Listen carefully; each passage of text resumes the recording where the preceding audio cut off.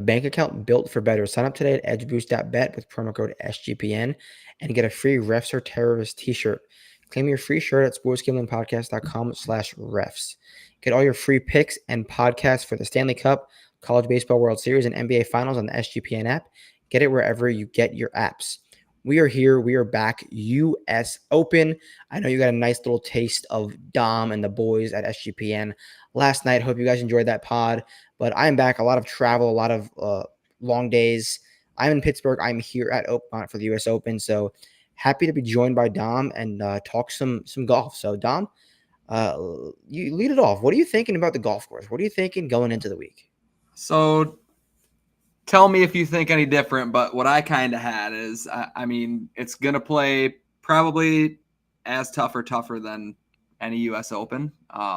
We know that's kind of the setup for U.S. Opens, but I feel like everyone kind of has the understanding that Oakmont's a little bit different. I mean, some people say it's the most difficult course in the United States. We see the thick rough every single year. But the thing that's most intriguing to me is how fast and firm the greens are going to be. Like, I heard somebody talk about someone that worked at the course talk about the restoration and how they expanded some of the greens to run off into the bunkers. You can see some videos of tour pros that are out there this week, and it's like they're putting it the opposite way, and it's just, it doesn't stop. Yeah, I can confirm guys will putt off the green this week. They will degreen more than we see on a normal week, obviously. And there's a few greens that are obviously more severe than others, but everything that you're saying in that regard's 100% true. And that's just the greens, and that doesn't even talk about the distance, the rough, the sloping fairways, the everything that goes into this golf course. And it is truly the hardest course in the world. Bryson DeChambeau said the same thing, and going into the week, I knew it was going to be a difficult test. I knew it was going to be a hard course, but seeing it with my eyes, the hardest golf course I've ever seen, without a doubt. Without a doubt. Yeah, and the quote I saw right away on Bryson's YouTube video when he played it at the end of May, the quote, I don't know who said it, but it said, it plays like the greens will play like a sloped basketball court. And that's really, it's that fast. I saw that video too, so I can confirm it is truly insane, guys. There's so much slope, and you can putt from, like, for example, hole one. They posted the video of Zach Blair today. He putted from like 170 yards and went over the green. Really? It's insane, and that's the only hole that you could really probably do that on. Like, I was talking with Adam earlier. There could be someone in the right wind that drives hole one, a 496-yard hole, because once around 150, it slopes like a roller coaster straight downhill to the green. And if you hit that speed slot, I haven't seen anyone do it yet, but there's been some rain the last 2 days. So if it somehow dries up on Sunday and the wind's right, don't be shocked if we get someone at least close.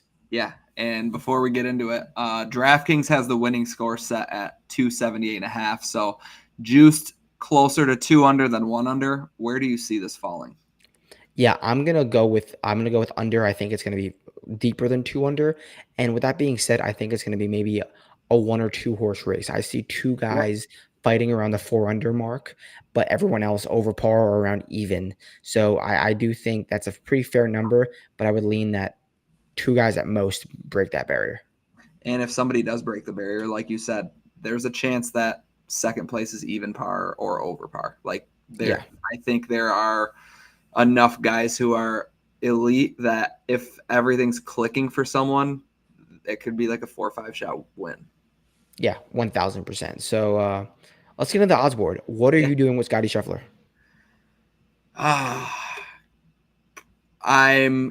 I think I'm playing him in DFS. I think the way that the DFS is set up now with guys in the 5,000s and as deep as this field is, you can get away with paying 14-4. It's insane, but I think it does have a very high floor. When it comes to the outright market, I can't get there at plus 280. I think the short game scares me a little bit more than it scares most people. Not that he's bad, just what Oakmont brings to the table. I don't think you can be that confident in anybody around here, let alone betting Scotty Scheffler at plus 250, plus 260. Like, I can't. It's no surprise, but I can't get there. No, I think that's a fair take. And like, everyone knows Scotty Scheffler has one of the best short games in the entire world. But the randomness that you're going to get Yep. around these greens, like great short game players are gonna just get boned. Like they're gonna get boned. It's up to luck. And at plus 280, that's a lot to ask for. So I also think you could surely build with him in DFS. I will say he's probably not going to be clicked by me. I think I'm going to go somewhere else in DFS. But Yeah. um, you can build if you want Scotty. There's plenty of Yeah. names in the 5K range, and No, I'm you're sure right. you and I will toss a few out in the positional market later. But so Scotty, I think I'm going to take him on. I just think I'm going to take him on in the Yeah. Oh betting yeah. market and then go from there. So I will include Bryson, but are you going to go with any of these big dogs from Bryson down to like the 2020 range? I considered Bryson just because the distance here is going to go a long way. I think he can overpower the rough, and I just think he's so much smarter than everybody, like on and around the greens, that he'll be able to survive. I mean, we know how good he is off the tee. Leads live in scrambling. There's a reason he's won 2 of the last 5 U.S. Opens. I just think that plus 750 is a little bit too short. Another guy, DraftKings, you get a $3,000, $3,400 off of Scotty Scheffler. So pretty good pivot over there. So one thing with Bryson is I actually not with the rough. I think his path to success is generational driving because Yeah. even if he is missing fairways, you can't no matter how long you hit it, you cannot advance it to the green. You're going to have to gouge it out to anywhere from 50 to 100 yards, and then it becomes a contest of wedging it from that distance. Right, like he has the ability to stripe it down the middle, and the fairways aren't quite firm enough to eject every single ball like they did at Wingfoot. You can hold them, and that is his path to success, in my opinion. I really don't think anyone is going to be able to overpower this rough. I have not seen one guy this week hit a green from the rough, not one. So I think Bryson's alive for sure, but I think it's going to come with generational driving down the middle, which is not a hot take. It's Bryson, the greatest driver in the world. The one thing that holds me back, obviously outside of where his number is just looking at his driving accuracy. His fairways hit last week. He hit 18 out of 42. That's not going to cut it here. Yeah, which is rare which is weird because he's been having an insanely accurate driving season, but I did see he switched a little bit in his driver, so that might be the reason. Now, he's still Bryson. He's having a great driving season, but you're asking there's some questions at 7.5 to 1, which you don't really want. So I assume you're not going to get there. Yeah, I did consider. I looked at it, but it doesn't make any sense. The return's not. You don't get enough return. All right. So if you have to pick one of these, John Rahm, Rory, Xander, Colin, it's definitely not Colin. So if you're going to pick any of those other guys, who are you picking? Is it Colin? It is. It's Colin. Sell me. So just based off of the number alone, I've done it before and I've got burned on Colin, but can get him 28 to 1 with a T7 each way. Not that that's the kicker. I still do think he's live to win, but I mean, he's top 10 on the PGA Tour this season in total strokes gained, approach, proximity, putting average, which I think putting average will go a long way. Just guys who are consistently putting less than other guys, obviously. And he's second in driving accuracy. The distance is way down. We know this, but off the tee overall, with his accuracy, he's able to stay afloat. So I'm hoping he hits enough fairways and his irons are on, kind of like we saw early in the year. He has 3 straight top 15 finishes at U.S. Opens. I would rather go to Colin at 28 than the guys above him. I just think I want to like Rahm, but like I don't know if he can mentally handle this place. Great take. I love that because we're out there today like thinking, can Rahm mentally handle this place either? So I'm happy you said that because we know if Rahm makes one double, one triple, he can't handle that, and you will. Like the golf course is that hard that you're going to make mistakes. You're going to make doubles. You're going to make a ton of bogeys. Yep. And can Rahm handle that? So I think that's a really, really good point you brought up. And I'm definitely out on Rahm in that regards either. But I will say with you on Colin, we both were like, why are we going to bet Colin at 25-1? And now he's 28-1, and you're gonna do it. Yeah. All right. I think just considering the way that this board falls, it's Okay. intriguing. All right. So my guy in this range probably going to be if I have to pick one, not sure if I'm going to. It's going to be Xander. Xander is the first time all year I'm possibly considering him. I worry about the driver for sure. Definitely need to see more of good driving from Xander to pull that trigger, but he's doing everything else well. And like I'm saying, if I think a lot of guys are going to be missing fairways, he can rely on that up and down game from 100 to do it. But he did look okay with the driver. He's looking better. So it's tough. But I don't know if like I said, I don't know if I'm going to get there. But if I had to pick one guy in here, it is Xander. Yeah, I mean, you can't deny his U.S. Open Yeah, it's track record, generational. obviously, and it's just like you said, if he can hit some fairways and have everything, it's just it seems like he's showed flashes of all parts of his game, but he hasn't put a full week Correct. together yet since he's came back. Correct. Like the putter's on, and then off the tee he's not there, or the irons are there, but then he's bad around the green. It's just he's missing something, and this week you can't really not have Yeah, something. I agree. So let's get into this next range, fun range, 32, 50 or so. Waco, Ludwig, Tommy, Tyrrell, Shane Lowry, JT, Seth Brooks, PC, and Corey Connors. That's everyone 30 to 60, and then throw in Vic in there. Give me 2 to 3 guys in this range that catch your eye. So this is probably where I'll actually start it, but I'm gonna go to the two guys at 30, Neiman and Ludwig. I'll touch on Ludwig real quick. We talk about driving distance. We talk about off the tee.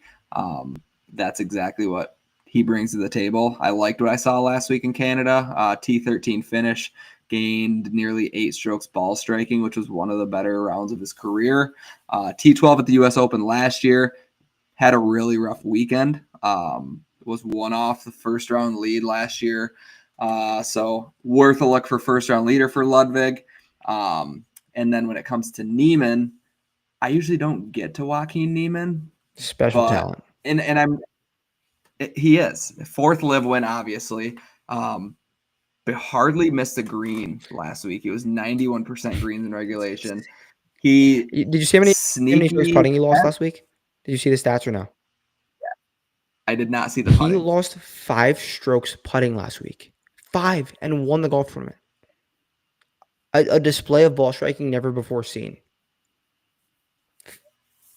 That's very hard to do. Very hard to do. Very hard to do. But the one thing I do like too is he is showing a little bit more distance than he did when he was on the PGA Tour. Obviously, he's grown into a whole different player, but it's nice to see the distance. I think he's third in driving distance on Live. And then the T8 at the PGA Championship, his best major finish. At least we saw something, because for a while it was like, can he do it? Not that a T8 is like he was in contention, because he wasn't, but just seeing that he was able to push himself up the leaderboard a little bit, I think is Yeah. encouraging. In this range, I want to look at probably more for a without market guy. Tommy Fleetwood, I think a backdoor T2 is in his wheelhouse. He has so many ways to do it, whether that's a good driving week, he's hitting fairways, or a scrambling week, which he could do. Obviously, harder scoring conditions suit Tommy's game. And then JT. I really like JT in terms of if everyone's missing fairways, who else do you want from 100 yards than JT? Not many guys. So, if you don't know this take, if you're late to the pod, I'm thinking a lot of guys are going to miss fairways. I'm thinking the only way you could advance the ball, you're going to have to rip it out, gouge it out with an iron. You cannot get to the green.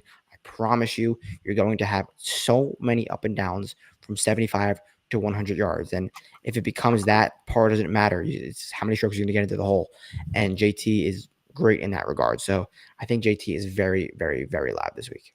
And is this the best number we've seen on him all year? Makes I'm no sense. serious. Like he's won, and why is Colin half the number?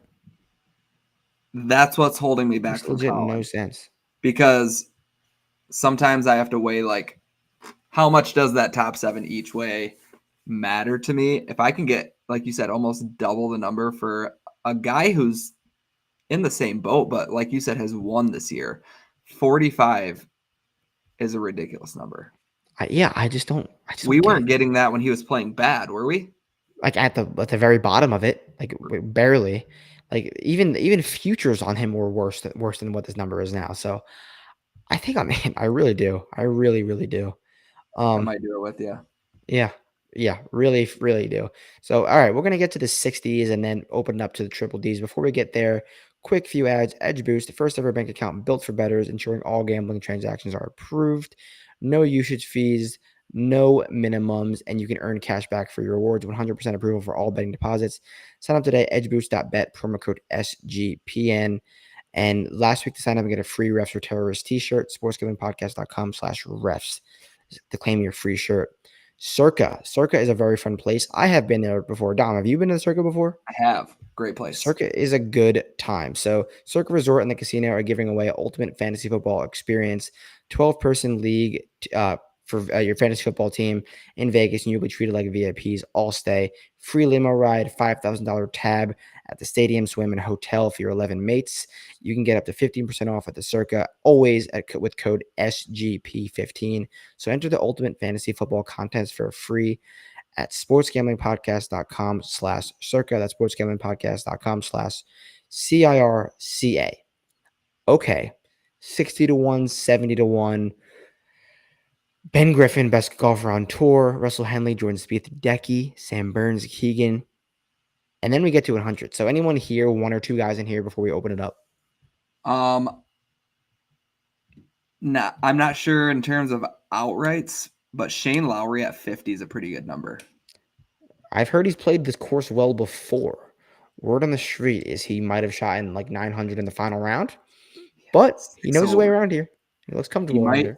he maybe it's still in his head, and we don't want to get Lowry, but at the same time, we've been talking about it for years. When you get a very difficult track and you need someone to avoid bogey, Lowry's the guy that you go to. We know what he's able to do with approach. He's number one in proximity this season on the PGA Tour. We kind of seek him out when it comes to difficult tracks. So I think it's a That's pretty good comfortable. value. Top 30s minus 110. That might be the route I would go to if I was willing to throw a decent chunk on something just to get that floor. Another guy, Sam Burns. Can he bounce back after the catastrophe last week? I think so. The only thing that if I'm Sam Burns, the only thing I'm mad about is missing that 5-footer. But like to even put himself in a position to force a playoff, like you don't Yeah. usually see people sit No, in the you're clubhouse right. for 2 hours and have any chance. Like usually you'll see a guy at the range and then comes down to it, someone birdies 18 and it's over and they go home. Yeah. I think, I yeah, like him. I I just don't think he'll like be able buying to him off a bounce back. peak. I don't like buying him off of like the best week in like 2 years I from Sam know. Burns, which is I tough. just think But I mean, it's a good number. I think it's a pretty good number. Like it hasn't been inflated based off of what he did last week. Because I think Right. futures were right around this or 100, and it's not like it's a huge difference. And like I said, we saw something from him. We know what he's able to do with the putter, and that kind of pushes me over the edge with like even maybe placement bets. Like hopefully he can play these greens smart enough, and I don't know, like last week was his best week with his irons as well since August of 2023. So, and Yeah, the that's irons have been a what he's been mess. lacking, really. Yeah, I know. I do agree. If I have to go with one guy in this range, probably it'd be Keegan. I think it's a great number. And who wants this week more than Keegan? Not many. Northeast Bent, it's Keegan's jam. We're close enough to home from Keegan. He should feel comfortable. Plays well in these style of golf courses. Drive it stern and straight, not necessarily the longest, and then lean on the middle and long irons. That's what Keegan does well. Worry about the short game for sure, but 90 to 1, he has the ability to gain 8.5, 9 strokes ball striking and get himself into the mix. And at 90 to 1, that's really all you can ask for. We're not. overlooking Hideki at 70, right? Personally, I'm not. I hand up didn't see really good things from him and haven't seen good things from him. Yeah, And I yeah, I know you can't take that. You can take that only for so much because it's Hideki, but it's kind of been a few outings in a row for me where I've been watching Hideki and it hasn't resulted good. I So agree. I can't trust this driver. The driving stats aren't good, and like you can't make it happen here if you're driving it offline at a high rate. Like I Yep. said, there's going to be everyone's going to miss fairways, but you can't do it every single drive. You can't do it 80% of the time. You Yeah. can do it 40% of the time at most. So, You're and Hideki, I do not trust. 1,000% right. It was just when I saw him in this range, I was like, It is interesting. It is should a I good be number. looking at him or am I just skimming past him? Like, Yeah, I mean, if I you're don't betting know. Hideki when his number drifts, like you're probably up money. So I Yeah. won't Yep. fault you for that. But yeah, I'm gonna be out on Hideki. All right, let's open it up. Triple digits and above.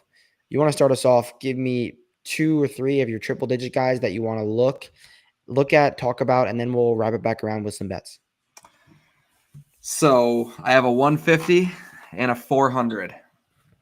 A 400. Is it Matthew Pavone? No, he's my dead last pick always. It's Oh wait, Emiliano Green who was your dead last pick that one week? Pavone. And who was mine? Um, Brian uh, Campbell, and he withdrew. I think. was it Did you write it Campbell? down? Did you write it down? I don't know if I did. We'd have to rewatch, but I Was know that I think Memorial, right? yeah, it was a no cut event. Yeah, I Neither of think us it took was. Dunlap, right? No, Dunlap made the cut. No, it was Memorial, and there was a cut, but Dunlap made the cut. Pavone missed the cut by a stroke. I think I picked Campbell, and he withdrew because he couldn't reach the fairways. Two great picks. Two great picks. All right, so Um, go back to your triple D guys. my 150 is Cam Young. Another guy. I hate doing it off of last week, but I just feel like this sets up well for him. He's finally showing us a little bit of something. I mean, early on in his career, he had what, two top tens in majors in his rookie season. He's 5 of his 15 majors in his career are top tens. This season, he's putted well. We know he has driving distance, and he's top 10 in proximity from the rough. Not that they're getting there from the rough, but to be able to get it that close from any rough around that these PGA Tour tracks kind of says something. So I like it. I like seeing a little bit of life, and I think 150 is solid. And then Emiliano Grillo, 400 to 1. I just boosted his top 40, but you can get his top 40 at plus 230. That's the only bet. I threw a decent amount on there. I don't know. I think he's starting to find something finally. Led the field in approach and ball striking last week in Canada. Best ball Good stuff. striking week of his career. That is, And I mean, that that's great is a stuff wild stat because he's a great ball striker. So yeah, for years. Like his rookie year, he was one of the top guys on what I think was the web.com tour when he came up and got a win not too long after entering the PGA Tour. But when I sorted as ball striking and that was number one, I was like, that's insane. Because this version of Grillo, we know it has been very inconsistent, and he's starting to show a little bit of life. I think 400 to 1's a little bit too steep. yeah, that is. I definitely agree. My triple digit guy, I got one, is a guy who is kind of your guy, a guy who I've never really been high on, but he had an unbelievable ball striking week at the Memorial, which is a golf course where you need it and you can't fake it. That's Jacob Bridgman. He was with the third or fourth to last group on Sunday.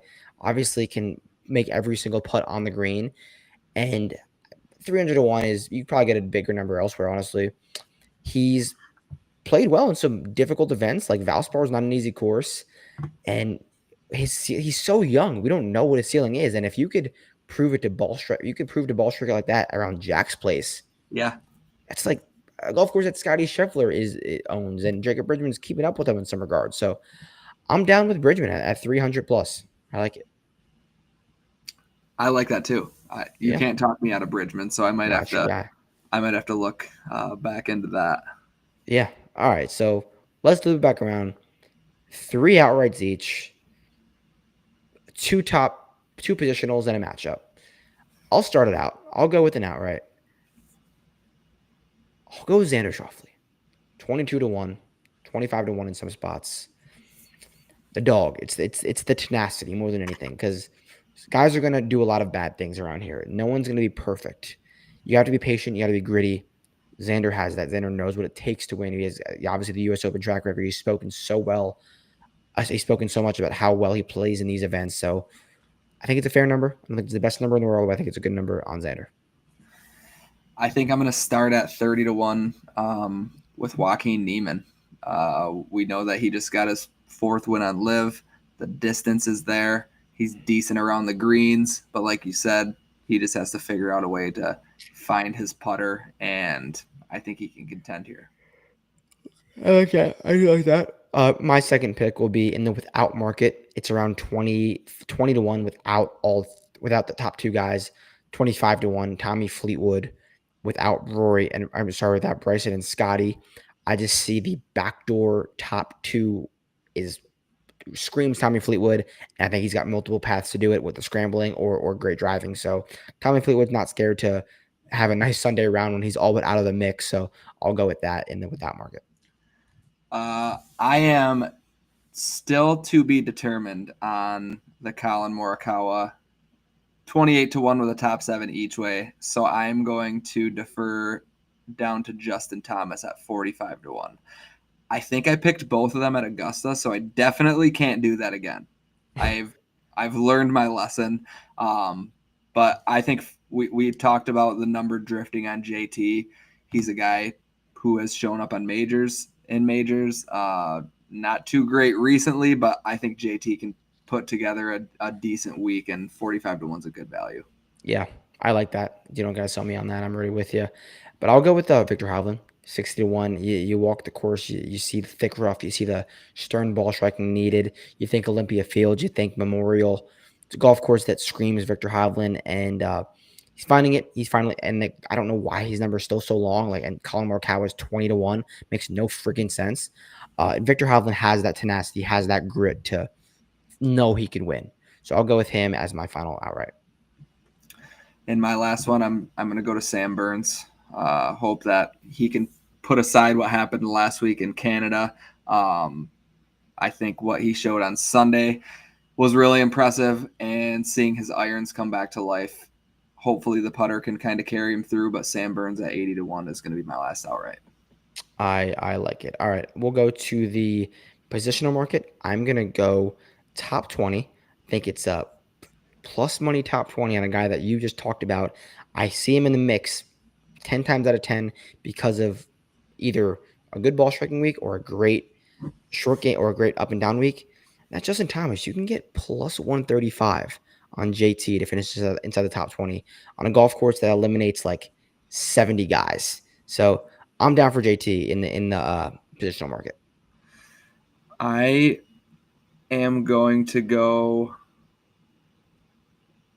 I'm just going to go with my Emiliano Grillo top 40 at plus 230. Like I said, best ball striking week of his career last week. Another guy, Matt, that I'm considering in the positional market that didn't do well last week, Johnny Kiefer. Johnny Keefs. Plus 210 for a top 40. Okay, I like that. He stripes it. He does. He's actually killing Korn Ferry Tour in terms of all stats. Probably going to see him next year on the PGA Tour. He could probably actually sit the rest of the Korn Ferry Tour events and be on there. But yeah, plus 210 for a top 40. All right, I will go with a long shot top 20.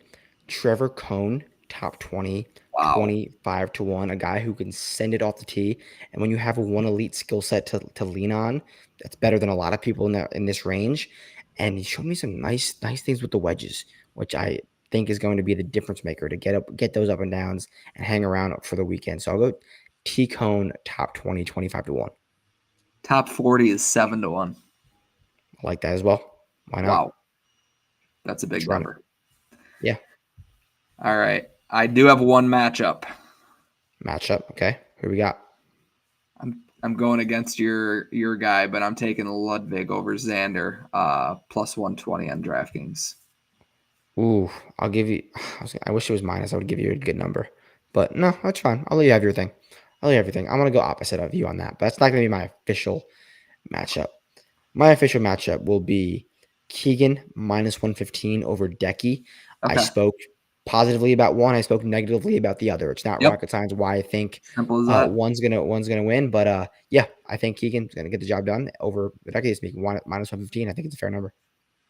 Absolutely. Yeah. Also been So playing a lot better than Decky. yeah, yeah, he is, and he really wants it. I think Keegan wants to win the U.S. Open more than Hideki. If it was the Japanese Open, the Zozo Championship, maybe it'd be the other way around.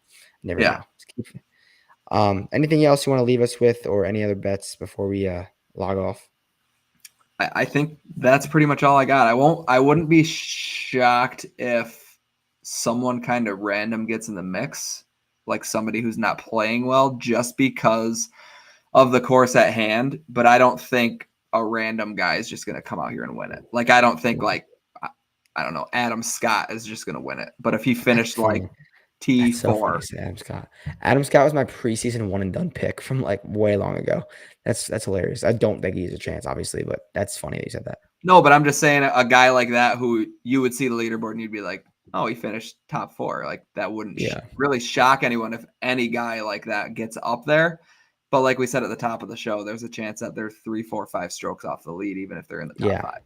yeah. No, I agree. I agree. But that wraps it up. Dom, thank you for joining me as always, and we'll be back for a fun week at the Travelers. But we're gonna enjoy this weekend, enjoy it all. So